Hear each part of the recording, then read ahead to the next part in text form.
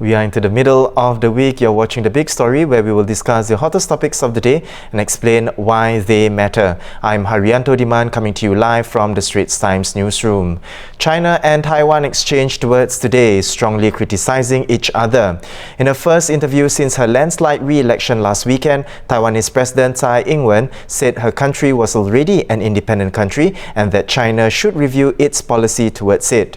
And a tit-for-tat response, a spokesman for China's Taiwan Affairs Office insisted that Taiwan and China are one single Chinese nation and will not review its one China policy. President Tsai told the BBC that Taiwan need not declare independence as it is already a successful democracy with a good economy. But China shot back to say that even though Taiwan's political systems are different, it is not an obstacle to unification or an excuse for Taiwan's de facto independence. Now to share more on this, we have Global Affairs correspondent Goh Sui Noi, who is live on Skype with us all the way in Taipei. Hi Sui Noi. Hi Haryanto. Hi Sui Noi. Sui Noi, if we could start off, why did President Tsai speak up so strongly against China in her first interview after winning re-election, saying things like Taiwan was already an independent country and that China needs to show Taiwan respect? Such statements would surely infuriate Beijing, no? Oh, yes, it would. But on the other hand, if you look at how she won the election, she won by a landslide based on a campaign that stresses a strong stance against China's pressures against Taiwan. She fought on a platform of defending Taiwan's sovereignty and democracy. So it is expected that she would take such a strong stance against China so soon after her election.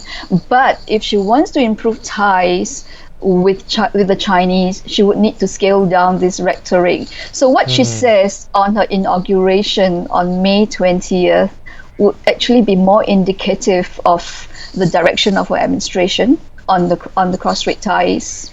Right. Now, could you quickly recap for us what Beijing's One China policy towards Taiwan is? Right. China has always said that Taiwan is a part of China. It is a breakaway province that has to be reunified at some point in time by force if necessary. And this reunification, but it stresses peaceful reunification based on the formula of one country, two systems, which is now the model of Hong Kong. Yeah, but the Taiwanese in the main reject this one country, two systems formula because for them, it has not worked in Hong Kong.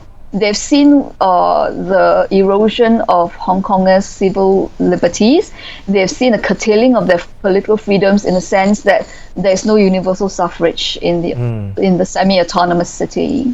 Right. Now, Sui Noi, what is your interpretation of China's response to President Tsai's rebuke of Beijing's policy towards Taiwan today?